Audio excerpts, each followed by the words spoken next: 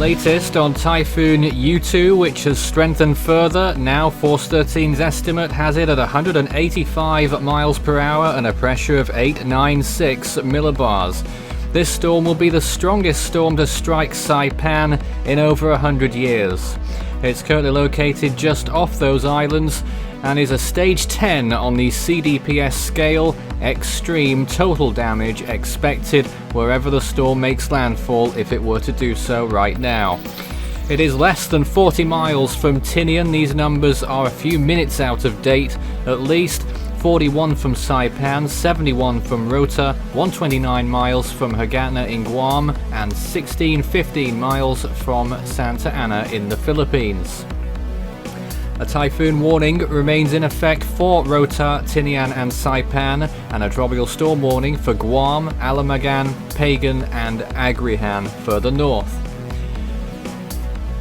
It's going to be a calamitous storm for Saipan and Tinian, but the storm's forecast beyond this looks like this, expected to move towards the northwest and then perhaps a turn towards the west.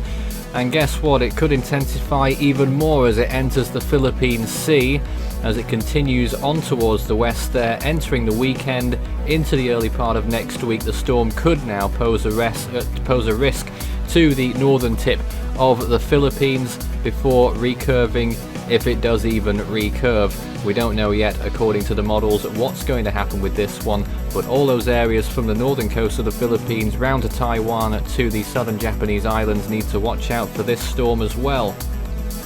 Sea surface temperatures right now, as depicted, 29 degrees or so, certainly warm enough for a storm of this stature. And over the next few days, here's another look at the wind forecast. Tropical storm force winds expected on Guam, and then the storm moving through towards the west-northwest. No land areas in the way until you get to the Asian continent and the islands loosely associated with the coastline there, and the northern coast of the Philippines could get some tropical storm force winds, as could Taiwan in the early part of next week. We'll be watching that closely. Model runs out to 5 days. Towards the end of the run it gets a little bit flaky on exactly what the storm's going to do. It could change. Chances of tropical storm force winds look like this. Certain on Saipan, probably already occurring. Probably typhoon force winds occurring there right now. Rota possibly the same. Guam at 91% there, and Miyako-jima now at 10%. The models there, you can see the CTCX as being correct again. The Doomcaster model has won out once more, predicting 190 miles an hour at their latest forecast. Wind shear remains low, under 10 knots, but it is expected to rise very soon. Curiously, there's still a bit of a split between the model runs there, the GFS taking it furthest south, which is the one that we depict on our model runs, HWRF a bit further north. This is how the storm's been looking in the latest frames. The eye getting perilously close to the islands. The eye will probably pass over Tinian in the next hour or two after this update goes out. You can see here on the water vapor imagery, it's just a remarkable eye that it's had in the last 6 hours or so. Temperatures inside that eye around 22 or 23 degrees Celsius on satellite, one of the warmest eyes you will see on satellite imagery actually, and certainly the warmest this year. Surrounded by another rarity, minus 80 degree cloud tops all the way around the eye, shows that this storm is extremely powerful.